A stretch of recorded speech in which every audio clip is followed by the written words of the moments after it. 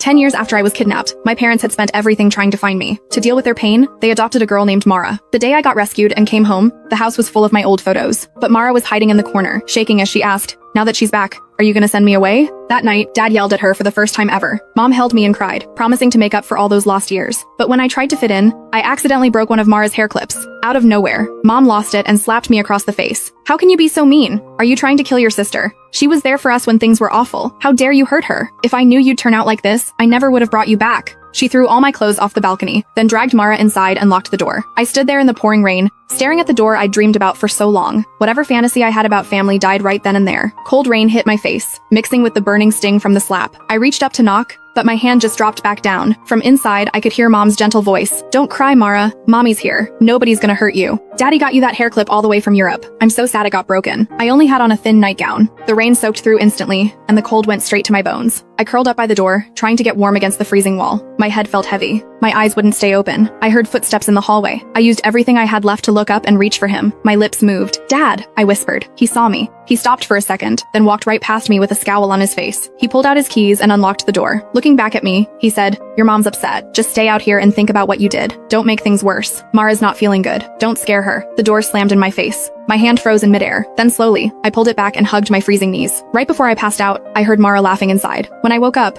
everything was hospital white. A nurse walked in. When she saw I was awake, she picked up the phone. "Hi, is this Stella Lane's family? She's awake. Her fever broke." Mom's voice came through. "Okay, we're busy right now. We'll come by later." The nurse hung up and poured me water, muttering, "What kind of parents are these? Their kid had a 104-degree fever and they can't even show up?" I held the cup. My fingers got warm, but my heart sank. They were busy comforting Mara, who was so upset over a stupid hair clip. And me, their actual daughter who'd been kidnapped for 10 years and was now in the hospital with a high fever? I was just in the way. I threw off the blanket and got up. I walked to the billing desk alone. I only had $100 in my pocket money a cop had given me. I pushed it through the window. "Ma'am, I don't have enough. Can I pay the rest later? I swear I'll pay you back." The woman looked up and pushed the money back. "Forget it, kid. Keep it and buy yourself some food." I walked out into the sunlight, but it didn't make me feel any warmer. I had nowhere to go. The place they called home didn't want me anymore. I wandered around until it got dark. My stomach was growling. That's when I remembered the $100. I went into a convenience store and bought bread and water. I sat on the steps outside, eating the dry bread slowly. A black car pulled up. The window rolled down. It was, "Mom, get in. Haven't you embarrassed us enough?" I held onto the bread and climbed into the back seat without saying anything. Mom hit the gas. The car jerked forward. She glared at me in the rearview mirror.